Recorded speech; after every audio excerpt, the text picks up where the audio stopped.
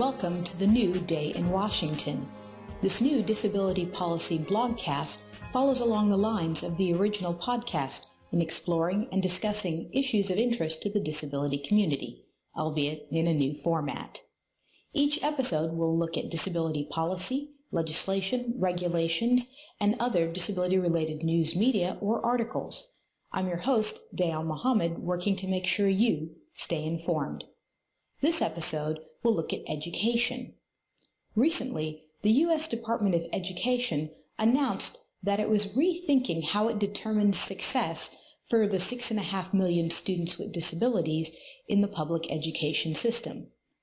This change is already in process, and the new emphasis is on outcomes. The term they're using is results-driven accountability. Secretary Arne Duncan recently talked about the new framework. Today, for the first time, our department will include in its annual determinations multiple measures of educational outcomes, including performance in reading and math, on state assessment, and on the NAEP exam.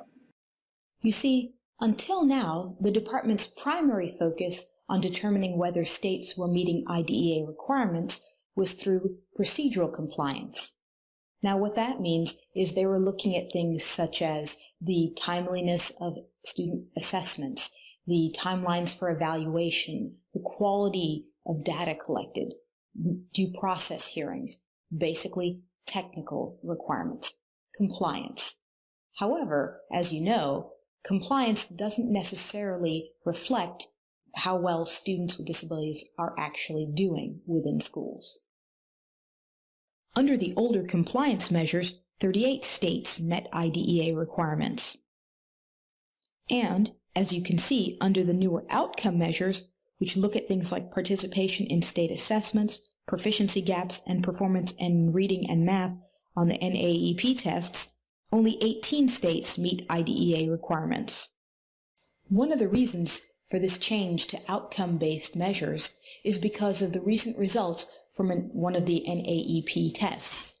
The report said that less than 10% of students with disabilities in the 8th grade were scoring at proficiency in reading.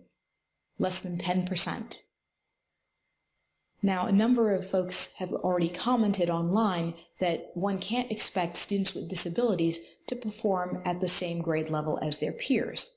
However, according to the National Center for Learning Disabilities, there are 80% of students with disabilities in special education for whom their disability does not impact their cognitive ability to test at the same level as their peers, to learn at the same level as their peers. Therefore, that less than 10% are scoring at proficient in 8th grade is a frightening statistic. Let's hear a little bit more from Secretary Duncan and his new change towards this results-driven accountability. RGA is about using the accountability framework under IDEA to provide states with incentives and support to raise expectations and to implement evidence-based strategies that will help students meet those higher expectations for academic achievement. Secretary Duncan is right about expectations. Research shows that students with disabilities with the right instruction, support, and accommodations can indeed perform on a level with their peers. Results-driven accountability offers a concrete way to actually look for student achievement. Now, schools, just like students, need support to succeed as well.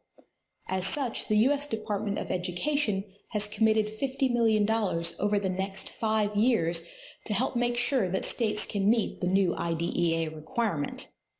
To be frank, this is going to be difficult no matter what. It's a big change. However, I think everyone is excited about the promise of results-driven accountability, and everyone wants to see students with disabilities learn and succeed. I'm Dayal Muhammad for Day in Washington, hoping that you stay well and stay informed.